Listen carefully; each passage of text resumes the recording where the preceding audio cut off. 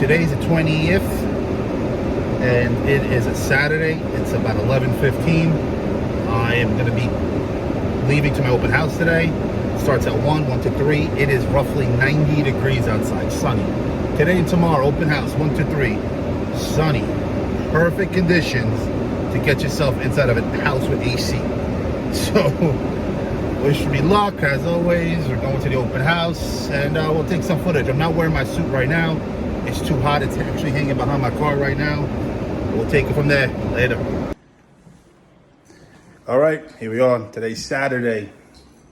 Approaching 1 p.m. Open house 1 to 3. We're in Dyker Heights. Look at this. You know it's important to me if I'm wearing an actual suit. You know the deal. You know the deal, Steel.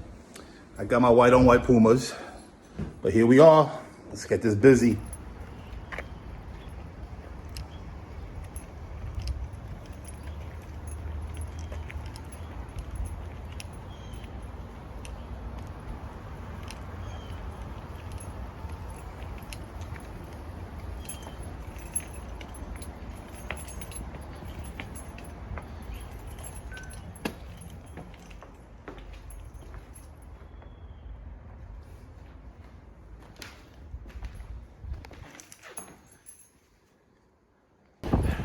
All right, day one open house was a blast. Let me introduce you to my two powerhouse players. Say what up. What's up? How you doing?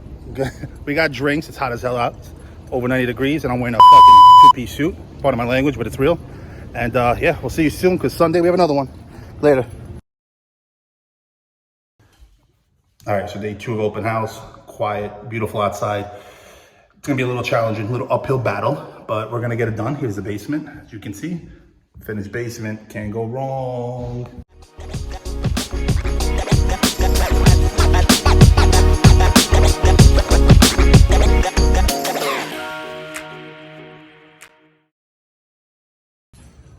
All right, so today's Tuesday, the 24th, and I'm doing a favor for another broker who needed an appraisal done in Brooklyn, the Flatlands, which I'm familiar with. Actually, one of my first listings was in that building, that building right there. When I started like 6 years ago, we had an alcove studio for 90,000. So when they hit me up with this address, I was like, yeah, no problem. Very familiar with the neighborhood. Was here not too long ago. Kind of grew up in some of these neighborhoods, so it's kind of cool. Got here super early, so did the appraiser, but turns out that the owner didn't leave the key in the lockbox, so we had to finagle the super, who was on break from 12 to 1, to get somebody in there and finagle the shit, leg the door. But other than that, job done. And now on to the next project. We gotta go to Gowanus real quick. Always Gowanus. So we got week 2 of the open houses, and I'm walking with my lovely sign to the corner here, where I'm gonna get more visibility to attract them hopefully to the house. So it's May 29th, it's 1 p.m. in the afternoon. I have an open house today from 1 to 3. It's week 2 of the open houses. Last week was very quiet. I had 2 of my friends support me at the open houses. It was kind of quiet, so I figured this being Memorial Day weekend, I'll only do an open house on Sunday and let everybody enjoy their time. So I put an open house sign at the very far corner of the block. We got a lot of car traffic there, so hopefully they see it, may want to come by. And while we're here, let's get a tour of the house, shall we? So right when you walk in, you have a foyer area, and I would consider this the formal living room. Now in open houses, you want to make sure all the lights are on, even though the home gets great natural light. ACs are on and they're quiet, which is great, but overall, this is your formal living room, foyer, or a combination of the both. That is a wine bar, but I use it as my little kiosk for all good paperwork. Coming into the next room, you have a beautiful, what can be considered the formal dining room. Why? Because behind this wall here is the kitchen. Here you get a lovely closet that goes underneath the stairs that run up to the top apartment. So nothing crazy about there. This is the hallway that leads to the rest of the house. So it's closet. That stairway or door leads to both upstairs and downstairs to the finished basement. We'll also take a tour of it. This is Brooklyn, so kitchens like this, Could always be upgraded, but what's great is the bones are still there. Obviously, you get this awesome fridge that's super updated. That door leads you to the shared driveway, which goes to the garage in the back, which is kind of cool. So let's leave out of here. Like I said, closet. So this is a 3-bedroom floor layout. So the first bedroom is here. Seems simple enough, 3-4 walls, has a closet, which is great. Walk down this hallway, you get the twin bedrooms here. Here is your finished bath. So what's great is, outside of personal taste, you don't really have to do much. Second bedroom, twin windows, great closet, AC. I should probably put that on because it's about 80 degrees today. There we go. Let's go to the last bedroom here. Last bedroom, 4 can use a little bit of work, but that's the least of worries. Again, bedroom, window, closet. So that's what a 3-bedroom, 1-bath layout is. Second floor above us is 2-bedroom, 1-bath. Let's go to the basement. So up there leads to this 2-bedroom bath. And then we turn that on, it was already on. Lay down to the basement. Now I haven't even come down here yet. So let's turn on some of the lights. Lights work. By the way, this first door here, it's all the mechanicals. Everything you don't want to look at. This owner was nice enough to enclose it and vent it. This door leads to the lovely outdoor area and garage. Check this out. This room here is the lovely laundry room, windowed, which is great. Huge space. Heavy safe, I'm not moving that. And then here you have a tiny little closet here. Not a big deal. And then here you have the lovely kitchenette, which, let me add lights. Boom, there you go. Kitchenette, can't have a stove down here. That would be illegal.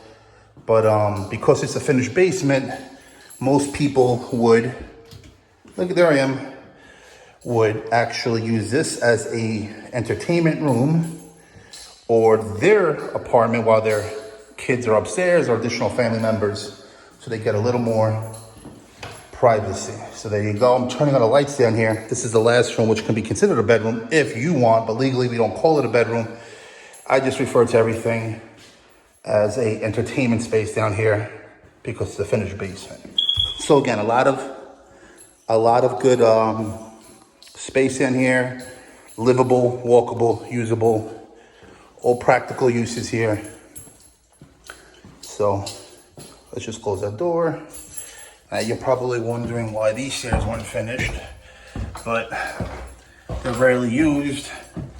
So luckily they hold up well, but you can leave that at the hands of the next owner, because overall, most of this furniture could stay if you want with the price, but overall we're asking 2.1 million as of now, and hopefully we get some good offers today.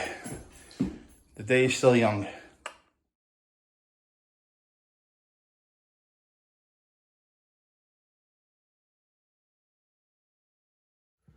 Yo, today's June 2nd and it's about 6:45. And I'm in a Dyker Heights house, and I initially had no intention of showing it during the weekdays because above me there's a tenant, and because he's been very cooperative showing the place during the open houses, I don't want to have to infringe on their private time during the weekdays. But I did have an agent reach out to me trying to align their client to see this house during open houses and couldn't, and here we are. We were able to coordinate this showing, so it seems important enough that they want to see it. So we're going to wish for the best as always, because the first 3 open houses have been fairly quiet. Now we've had holidays, we've had a good start in the first 2 open houses, but at the end of the day, when momentum starts to trickle down, you got to start changing the processes, and here we are. So now we're going to have to show weekdays if we have to, and just get anybody in here to try to sell this house. You know, at the end of the day, I want to break a record in the neighborhood. At the end of the day, I want a client that could afford it. And at the end of the day, I want to make everybody happy. But my fiduciary right is to my seller at all times. So I'll give you a quick update, and then we'll go into the Next episode later. Okay, so it is now 7:30. Client and agent came a few minutes late for the 7 o'clock, but it's okay. I set the tone, so I'm here like 35 minutes early. Excuse me for the drink. It's a little humid outside. We had a little rainstorm earlier. But keep in mind a few things. This could be a scenario what's called a co-broke. Co-broke is when two agents, whether from the same brokerage or not, get a deal done. One person represents the seller, one represents the buyer. And based on the commission agreement the agent that represents the seller has, they will determine what the percentage will be for the buyer's agent if they get a deal done. I don't know what the percentages are in this state or any state for that matter, but I like to do things 50-50. I look at it as an even playing field. And one thing I learned in real estate is if you co-broke, you don't go broke. And you can say it the other way around. If you don't co-broke, you go broke. So would it be great for me to have all the commission to myself? Absolutely. But it's okay to share your deals too. I think it's important because you're networking, you're building relations with other agents, and you might have future deals with that person. So it's always good to co-broke. I've never shunned it away. The only problem with this one client was I didn't want to show weekdays right away just for the client's sake, upstairs, a tenant rather. But here we are. Now we're doing it, and for the most part, it's in and out quick, and we get out of the tenant's way. So everything worked well. It's 7:30. I'm on my way home, so hopefully I got some great news for you on the next episode. Yeah.